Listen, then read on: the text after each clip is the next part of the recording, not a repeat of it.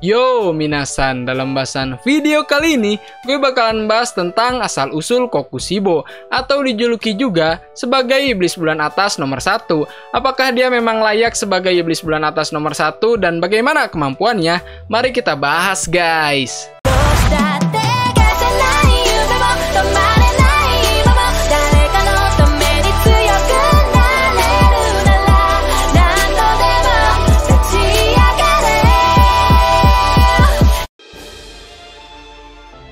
Kokushibo merupakan iblis terkuat nomor 2 setelah Kibutsuji Muzan sekaligus bawahannya. Dia adalah iblis bulan atas yang terkuat di antara yang lainnya, atau dijuluki juga sebagai nomor 1. Yang menjadikan dia kuat bukan hanya kemampuan fisik dan regenerasinya yang sangat cepat saja, tapi dia ini adalah pengguna nafas sama seperti pendekar pembasmi iblis lainnya. Sudah diketahui juga di chapter 174 bahwa dia ini adalah kakak dari pengguna nafas matahari. Kokushibo ini nggak bertambah tua karena dia ini sudah menjadi iblis, sedangkan adiknya sudah keriput dan sudah sangat tua dengan umurnya yang 80 tahun. Adiknya bernama Yorichi Sugikuni yang kemungkinan besar adalah buyutnya dari Tanjiro. Mereka pun udah lama nggak bertemu semenjak 60 tahun lamanya. Dia pun menangis ketika melihat Kokushibo telah menjadi iblis dan ingin menghabisinya saat itu juga. Dia berhasil melukai Kokushibo pada saat itu, dan katanya dialah yang hampir mengalahkan Kibutsuji Muzan pada waktu itu dengan teknik berpedangnya. Namun setelah dia ingin mengeluarkan jurus berikutnya, dia udah nggak sanggup lagi dan berakhir pada saat itu juga. Yang mimin sampai terngeh itu dia kan pengguna nafas pertama, yaitu penapasan bulan. Dan bisa dibilang kebalikannya dari matahari, yang berarti emang sangat kuat karena emang teknik pernapasan pertama. Bahkan para pilar saat ini harus mengalahkannya dengan jumlah 3 pilar dan 1 pemburu iblis. Itu pun kita belum tahu lagi gitu kemampuan apa yang dimiliki Kokushibo. Muzan pun sepertinya sangat lega karena yang melindunginya saat ini adalah dirinya dan sudah diubah menjadi iblis. Berarti kemampuannya ini sudah jauh lebih kuat lagi. Tanda atau marknya pun bisa dibilang mirip dengan pengguna nafas matahari. Hanya saja, dia ini nggak memakai anting Hanafuda sama seperti Yorichi Sugikuni. Sudah dapat disimpulkan berarti Kokushibo berasal dari era yang sama dengan Yorichi Sugikuni. Sebelum dia berubah menjadi iblis, nama aslinya adalah Michikatsu Sugikuni. Dalam segi penampilan dia adalah pria dengan rambut panjang yang dikuncir dengan memiliki 6 mata. Di kedua pasang matanya ada ciri yang bertuliskan huruf kanji, bahwa dia ini adalah iblis bulan atas nomor 1. Mengenakan kimono hitam berpola ungu yang menjadi ciri khasnya. Dia membawa pedang dengan bilah pedang yang memiliki mata, dan apabila dihancurkan, maka akan beregenerasi saat itu juga, atau bisa dibilang utuh kembali. Penampilannya saat ini yang menjadi iblis hampir sama dengan menjadi manusia. Hanya saja, dia mempunyai banyak mata yang dapat melihat musuh dari titik sulit manapun. Dia merupakan seseorang yang patuh dan tepat waktu. Walaupun sudah menjadi iblis, tapi hatinya ini masih manusia yang bisa menerima kritikan atau kesulitan yang dihadapi.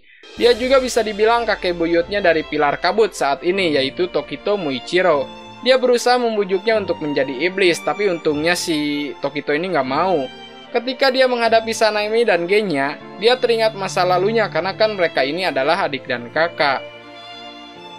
Masa lalunya dia sudah bergabung menjadi pemburu iblis dengan berlatih bersama anggota pemburu iblis teknik penapasan angin.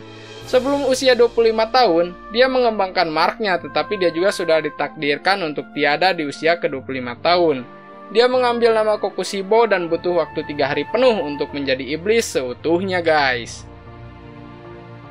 Dia pula lah yang menjadikan Kaigaku sebagai iblis bulan atas nomor 6 dengan memberikan makanan kepadanya. Karena dia ini memang menawarkan ke si Kaigaku, daripada lu dihabisi, sini ayo jadi iblis yuk, gitu kan. Kemampuan dan kehebatan Kokushibo sebagai seorang ahli pedang sangatlah hebat, dan dia adalah iblis tertua sepanjang sejarah yang telah memperoleh banyak pengalaman dalam pertarungannya ini. Mari kita bahas sebenarnya kemampuan apa saja yang dimiliki oleh Kokushibo saat ini. Pertama, regenerasi. Dia mempunyai regenerasi yang luar biasa. Contohnya, dia ini bisa meregenerasi lengannya yang telah dikalahkan oleh Sanemi, jadi utuh lagi gitu ya. Kedua, penglihatan luar biasa.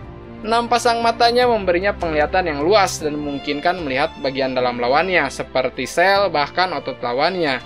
Setelah Genya memakan helai rambutnya, dia bisa melihat sama seperti Kokushibo, bahkan perintah dari Kibutsuji Muzan. Jadi si Genya ini berperan sangat penting dalam mengalahkan Kokushibo kemarin. 3. Sukitoru. Sama halnya seperti Tanjiro, dia bisa memprediksi gerakan-gerakan lawannya dan menghentikannya seketika dengan kemampuan ini. 4. Sukinokokyu.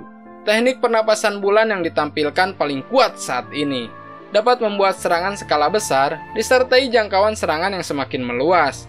Dia terus mengembangkan nafasnya karena telah hidup dan berlatih selama berabad-abad. Sampai saat ini dia bisa menguasai teknik sampai nomor 16. Waduh, gila, banyak banget ya. Yang bisa dilancarkan secara bersamaan, jadi dia bisa 1, 2, 3 gitu ya, langsung berat dilancarin gitu ya barengan. Kemampuan spesial atau Kekijutsu. Dia bisa merubah sebagian dirinya menjadi pedang yang sangat besar. Di bilah pedangnya pun terdapat matanya untuk meningkatkan jangkauan penglihatan. Karena dibuat dari sebagian dirinya, maka akan cepat beregenerasi pula apabila pedangnya ini dihancurkan atau berkarat. Dia juga bebas untuk menumbuhkan pisau dan semakin meningkatkan ukurannya tanpa mengurangi kecepatannya ini gitu. Di chapter terbarunya kemarin, yaitu chapter 175, sebelum dia dikalahkan oleh 3 pilar, Kokushibo mengingat masa lalunya sebagai manusia. Pada saat itu Sugikuni mengingatkannya bahwa kita ini adalah sebagian dari perjalanan panjang umat manusia. Jadi kita ini nggak perlu khawatir lah, karena nantinya ini akan ada generasi setelah kita, jadi bisa istirahat dengan tenang. Sudah dipastikan bahwa pilar kabut telah tiada karena hanya menyisakan sebagian dari tubuhnya. Tapi pedangnya ini tertancap kepada Kokushibo dan berubah merah. Entah bagaimana itu terjadi, cuman dia ini berkata pedangnya sama seperti dengan Sugikuni di waktu dulu. Kokushibo berhasil dikunci karena jurus Genya masih ada di dalam tubuhnya. Serangan terakhir atau finishingnya, Gyomei serta Sanemi berhasil mengalahkannya dengan cukup intens pada pertarungan kali ini. Well, good job Pilar, meskipun harus kehilangan Tokito di chapter kali ini. Tapi Mimin sih puas bacanya. Bagaimana dengan kalian? Silahkan kalian tulis di kolom komentar ya. Kata-kata yang paling ngena menurut Mimin pas flashback itu ya. Sugikuni ngomong terakhir ke Kokushibo, suatu hari akan lahir anak-anak yang akan melampaui kita dan mencapai tingkat yang lebih tinggi. Well, itu keren banget sih pesan-pesan dari Yorichi Sugikuni ya, atau teknik pernapasan matahari. Dia benar-benar bijaksana gitu, dan emang kayaknya gitu ya bakal jadi penerusnya si Tanjiro gitu. Jadi Tanjiro bakal meneruskan tekadnya supaya si iblis dan manusia ini bisa hidup berdampingan gitu nantinya. Tapi nggak tahu juga sih, itu hanya opini. Jadi mudah-mudahan kalian puas gitu guys.